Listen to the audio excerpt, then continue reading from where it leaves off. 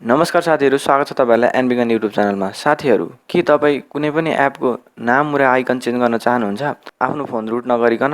साथीहरू, आज म यो भिडियोमा तपाईँहरूलाई भन्दैछु कि यस्तो एउटा सिक्रेट ट्रिक जसलाई युज गरेर तपाईँहरूले कुनै पनि एपको आइकन र नाम चेन्ज गर्न सक्नुहुन्छ।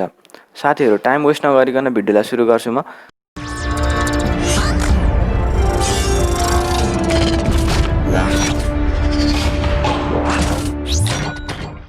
साथीहरू, यदि तपाईँहरू कुनै पनि एपको नाम र आइकन चेन्ज गर्न चाहनुहुन्छ भने सबैभन्दा पहिला त एउटा एपलाई आफ्नो फोनमा इन्स्टल गर्नुपर्ने हुन्छ। यो एपको नाम हो एपेक्स लन्चर। बेसिकल्ली साथीहरू, यो एप एउटा लन्चर हो। मैले यो एपको लिङ्क तल डिस्क्रिप्सनमा पनि राखिदिएको छु। भिडियो सकेपछि तल लिङ्क खोलेर डाउनलोड गर्न सक्नुहुन्छ। त्यसपछि साथीहरू, तपाईँहरूले यो एपलाई इन्स्टल गर्नुपर्ने हुन्छ। साथीहरू, तपाईँहरूले जब पहिलोचोटि यो एपलाई ओपन गर्नुहुन्छ, यो एपमा यस्तो मेसेज देख्न सक्नुहुन्छ, यो एपलाई पर्चेस गर्नुहुन्छ कि फ्रीमा युज गर्नुहुन्छ भनेर। तपाईँहरूले सिम्पल फ्री ट्रायलमा क्लिक गर्नु होला।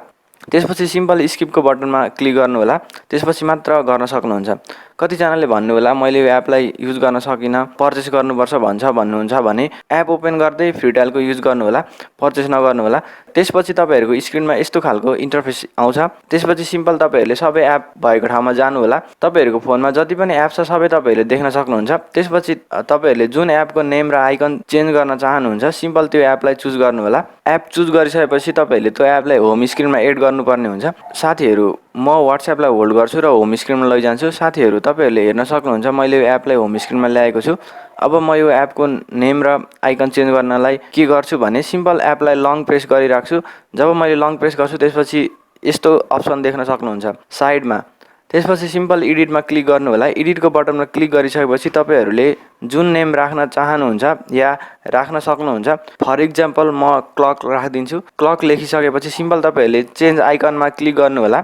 सिलेक्ट पिक्चरको बटनमा क्लिक गर्नु होला। त्यसपछि तपाईँहरूले कुनै पनि एपको आइकनलाई डाउनलोड गर्नु होला। तपाईँहरूले कुन एपमा कन्भर्ट गर्न चाहनुहुन्छ सिम्पल त्यसलाई डाउनलोड गर्नु होला। साथीहरू, मैले वाट्सएपलाई क्लकमा कन्भर्ट गर्न खोजिरहेको छु। मैले क्लकको आइकन डाउनलोड गरेको छु। मैले त्यसलाई सिलेक्ट गरेँ। सिलेक्ट गरिसकेपछि सिम्पल सेभको बटनमा क्लिक गर्छु।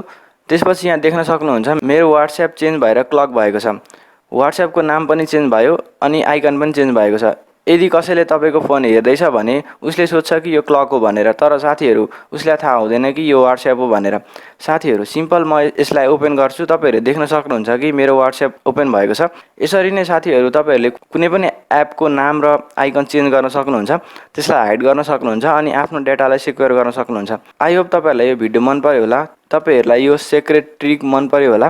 केही क्वेसन भए तल कमेन्ट गर्न सक्नुहुन्छ अनि च्यानललाई सब्सक्राइब गर्न चाहिँ नभुल्नु होला। त्यसपछि छेउमा रहेको बेल आइकनलाई पनि अन गर्नु होला। हामी फेरि भेट्नेछौँ अर्को भिडियोमा। बाई साथीहरू, जय Nepal, stay safe, stay home.